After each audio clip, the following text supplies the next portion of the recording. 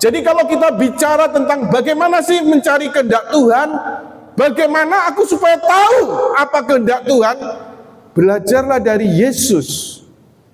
Pertama-tama kita harus memusatkan diri pada kehendak Tuhan, menjadikan kehendak Bapa ini pedoman hidup kita.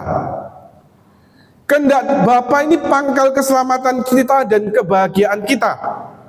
Ya, ini tadi sudah kita baca ya, dari Injil Lukas bab 6 7 sampai 48. Orang yang mendasarkan diri pada kehendak Allah seperti orang membangun rumah di atas batu.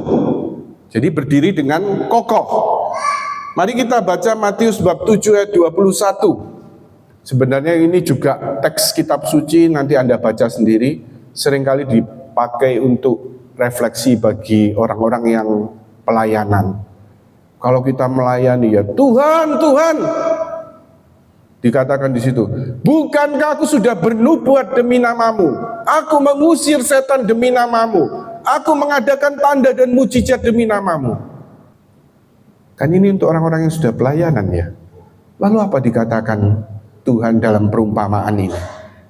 Enyalah, aku tidak mengenal engkau, hai engkau pembuat kejahatan.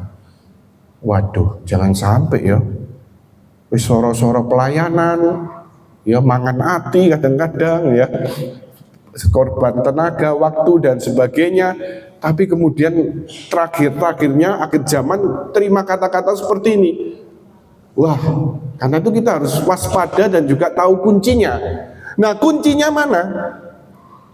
Ben tetap selamat, tetap kudus ya. Bahkan kudusnya itu berkembang terus ya.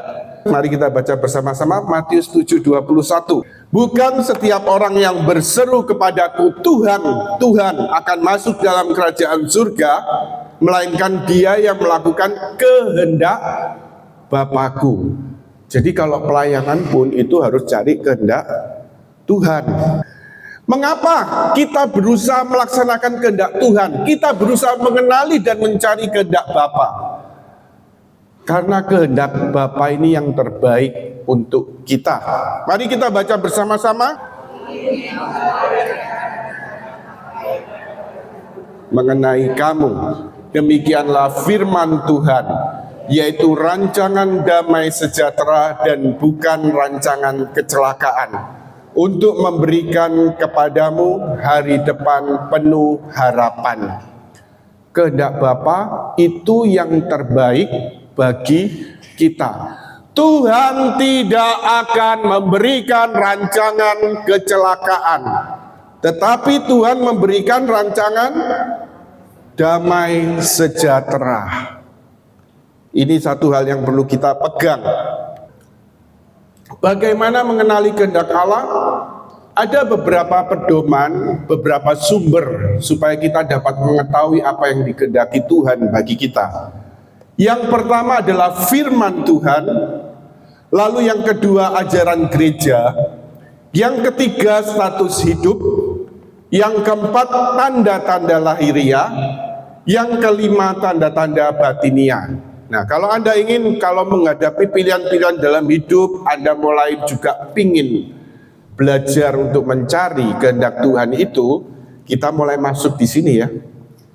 Firman Tuhan, ya, kitab suci. Ini adalah surat cinta dari Allah untuk kita. Allah menyatakan cintanya kepada kita umatnya melalui kitab suci. Dan kadang-kadang memang ada perintah-perintah Tuhan kayaknya jangan gitu ya. Kan kalau kita lihat 10 perintah Allah, apalagi di dunia sekarang ini kan, bahkan dalam dunia pendidikan, ojo ngomong jangan. Tapi saya lihat juga di TikTok itu ada sesuatu yang lucu pernah ya. Jadi jangan ini anaknya main HP, pokoknya ada mama-mama itu anaknya baring, kalau Anda pernah lihat, anaknya dua main HP terus sambil tiduran. Ya ini segera tidur ya, segera tidur, nanti ini sudah malam, besok harus sekolah dan sebagainya. Kan semua diajarkan psikologi seperti itu ya. Tapi gak mempan.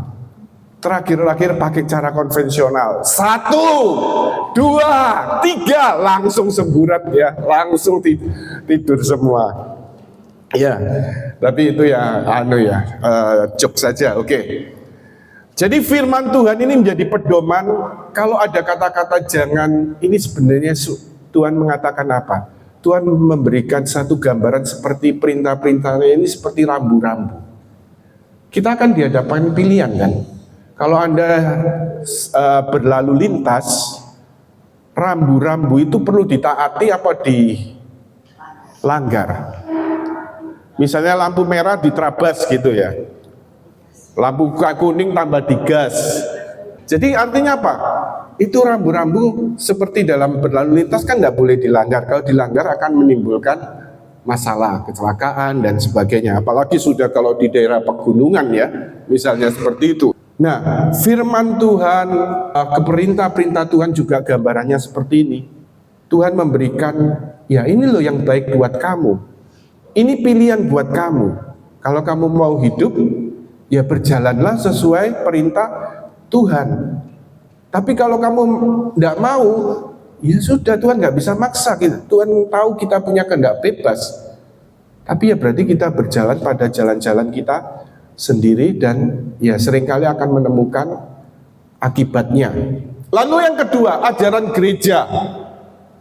Kadang-kadang apalagi kalau urusan perkawinan, waduh ajaran gereja. Bahkan saya pernah sampai orang datang ke toko itu marah-marah, orang Katolik.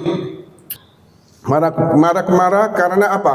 Adiknya masalah pernikahan, tapi ya mau nggak mau ada masalah pernikahan gitu, nggak bisa diceraikan kan? Lalu dia marah-marah, wah gereja ini terlalu keras dan sebagainya, bla bla bla bla bla seperti itu ya. Terus gitu saya dengarkan aja. Cuma karena saya ini pernah baca katekismus ya, katekismus gereja Katolik, di situ sudah dijelaskan sebenarnya mengapa tidak boleh diceraikan kalau kawin lagi kemudian berzina. Ya, di sini gereja menerangkan dalam katekismus ini bukan dari gereja, bukan gereja yang membuat. Tapi apa? Gereja berpegang pada firman Tuhan Yesus. Kalau orang bercerai lalu kawin lagi, dia apa dikatakan Yesus? Dia berzina.